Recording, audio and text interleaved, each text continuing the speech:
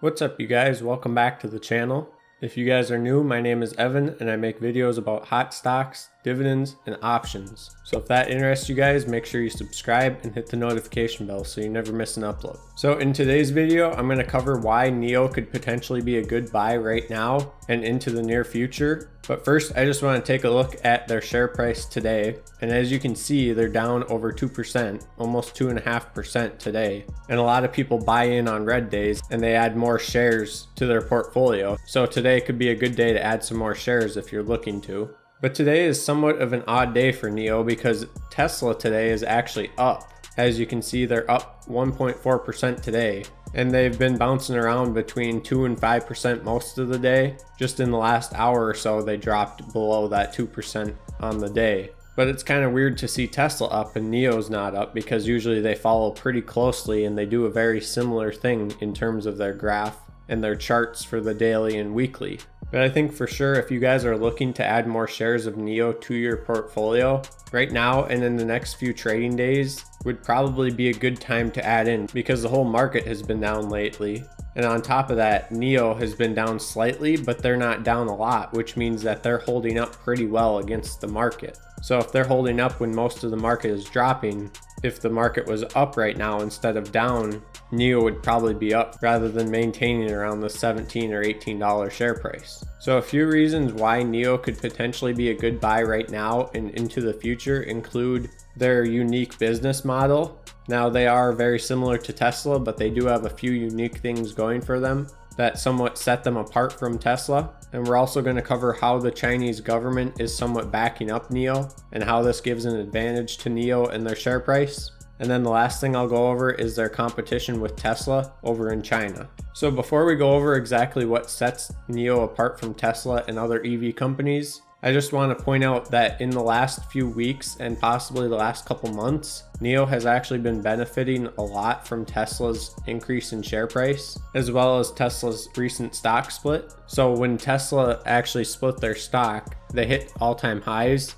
after the stock split, and now they've dropped down. But because of that stock split, I think it also benefited NIO and it helped boost their share price up. But then this big dip that Tesla has taken, it didn't really affect NIO as drastically as it did for Tesla. So that's kind of a good thing if NIO goes up when Tesla goes up, but it doesn't drop as drastically when Tesla drops. That should definitely help out the share price of NIO. And NIO has also been increasing their delivery numbers pretty steadily in the last few months, and especially since last year, which was 2019. So just in Q2 of 2020, they delivered over 10,000 vehicles. And if you compare that to 2019, they delivered just over 3,500 vehicles. Now, besides just their delivery numbers increasing, the electric vehicle market is expected to reach $800 billion by the year 2027. And if you don't exactly know what this means, it basically translates into a compound annual growth rate of 22%. So if you took the current market and then you increased it by 22% year over year, that's how you would get to that $800 billion mark by 2027. And it's expected that a lot of this growth is going to come from the Asia Pacific region. And this is a good thing for NIO because this is the primary area where they operate and where they create and sell their vehicles. And not only that, but EV vehicles are rapidly changing and you're seeing more and more electric vehicles on the roads. And I think in the next few years, or possibly in the next decade or so, you're going to see more electric vehicles on the road than normal combustion engines. Now, one thing that sets NIO apart from both Tesla and other electric vehicle companies is that they have their own benefits and different technologies for their cars. So just starting with the basics, all three of their vehicles that they offer right now, the EC6, the ES8, and the ES6, they all look vastly different from Tesla vehicles. And so they kind of stand out when you look at Teslas and you know Tesla as an electric vehicle. But when you see these NIO vehicles, it's something new and fresh, and it kind of stands out against all these other EV companies. So besides their vehicles looking different, they also are creating this environment for customers that buy their vehicles. They have the NIO House and NIO Spaces. And there's not really good explanations exactly how these NIO houses and stuff work, But from my perspective and how I view them, I think it's kind of like an office space or like a coffee shop if you own a NIO vehicle. Maybe they'll have like a battery swap station there, and then when your battery is getting swapped, you can go in for a coffee or something like this, or possibly go in and get some work done in their office spaces. But there's not a super good explanation yet about exactly how they work, but it's still a pretty good idea to have this environment, sort of like Apple has, where if you buy an Apple Watch, you need an iPhone and you need like a MacBook and everything, because everything's just kind of synced together. So if you had an iPhone and you were looking to buy a computer, you would probably want to get a MacBook or some Apple computer, just because they link up so easily. So I think NIO is trying to create this very similar ecosystem where everything links up and it's easy to transition from one thing to the other. So another outstanding feature that NIO has is their battery swap technology. And this is basically where you drive into this little mini garage, and it's about 3 parking spaces wide, and you would drive your vehicle in there and then it swaps out the battery in a matter of minutes, usually between 3 and 6 minutes. They want it to take 3 minutes, but currently it's taking somewhere closer to 6 minutes. And so it basically swaps out your battery and gives you a new battery, and then you drive away with a full charge. So if you lived in a very dense city with a very high population, this would benefit a lot of people rather than having to wait at a charging station. Like Los Angeles, for example, you could possibly wait 30 minutes or an hour waiting for a charging station to open up, depending on how long people are charging their vehicles. But if you only had to wait 3 to 6 minutes per person and you get a full charge, that could be pretty huge for NIO and for their whole business model. So one last thing that gives NIO a pretty big advantage over other electric vehicle companies is that they're backed by the Chinese government.